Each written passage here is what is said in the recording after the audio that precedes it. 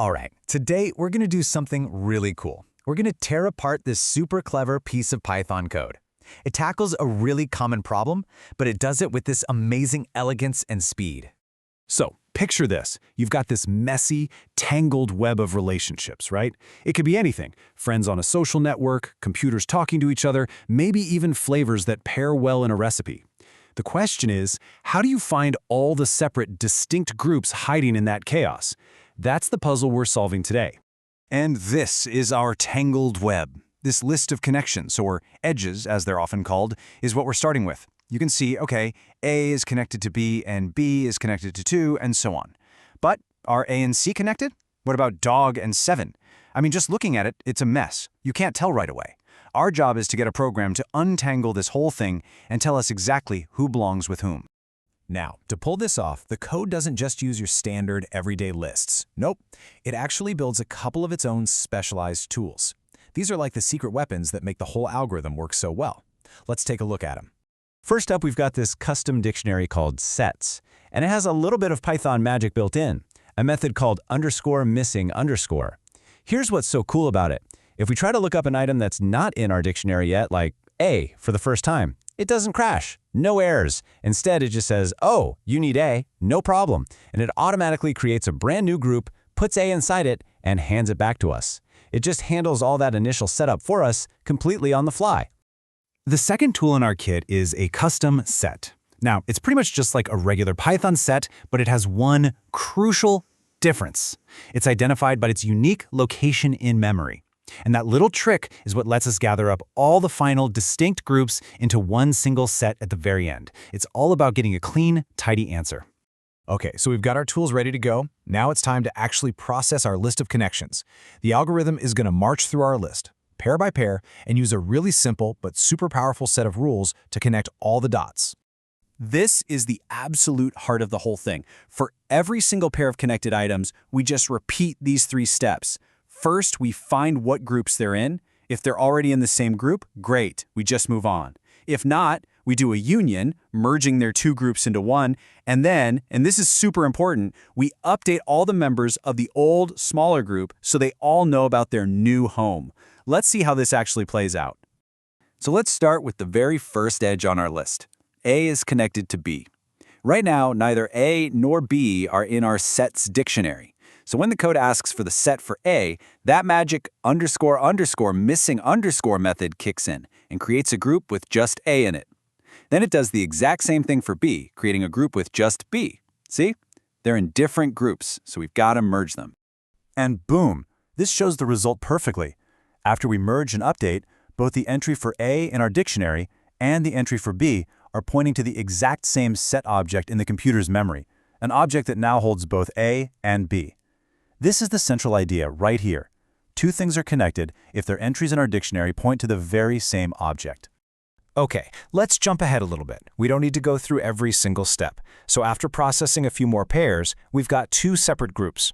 We have one group with A, B, and 2, and a totally different group with C, 5, and 3. Now the algorithm gets to the edge connecting 2 and 3. And this is where it gets really interesting, because it's the first time we have to merge 2 groups that already exist. So the algorithm looks up item 2 and sees its group. Then it looks up item 3 and sees its group. They're different, so it knows it has to perform a union. And as you can see, it just takes all the elements from that second group and dumps them into the first one, creating one big, happy, combined group. But how does it do this without slowing down? This is the secret sauce. This one little line of code is a brilliant optimization called union by size. Before it merges anything, it just quickly checks which group is smaller. Then it makes sure it always merges the smaller set into the bigger one. It's a simple check, but it drastically cuts down on the number of items we have to update later, which is what keeps this whole thing running lightning fast. And this right here is that crucial update step.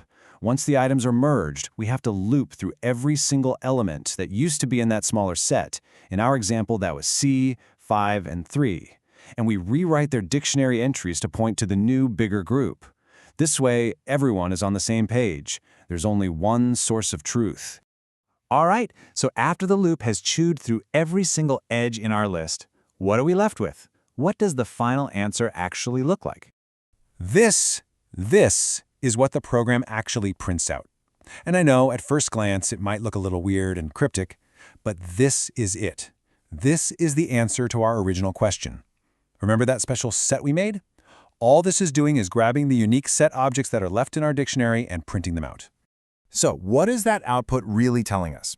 It's telling us that after untangling that entire web of connections, the algorithm figured out that there are exactly two separate, completely unconnected groups of items in our data. And here they are, laid out nice and clear. This table shows the final result. Everything in Group 1 is connected to everything else in Group 1, one way or another. Same goes for Group 2. But, and this is the key, there is no way to get from an item in Group 1, like A, to an item in Group 2, like dog. The algorithm nailed it. It successfully split our data into its connected components. So let's step back and put it all together. What are the big ideas we've learned from walking through this really slick piece of Python? Okay, so this whole approach, which is actually called a union find algorithm, is just incredibly efficient at what it does. It uses that dictionary to map every item to its representative group. It keeps things fast by always merging the smaller group into the larger one. And it maintains a single source of truth by making sure that after every merge, every element that got moved now points to its one true combined group. And really, that's the absolute killer takeaway. By the end, the find part of the operation becomes dead simple. You don't have to follow a long chain of connections. You just ask one question. Do sets item 1 and sets item 2 point to the exact same object in memory? If the answer is yes, they're connected. If it's no, they're not. It's just beautifully simple and incredibly powerful. So now that you've seen the logic behind it, just think about it for a second. This isn't just for weird lists of letters and numbers. You could use this to find clusters of customers with similar buying habits, or to map out separate parts of a computer network just by looking at the traffic.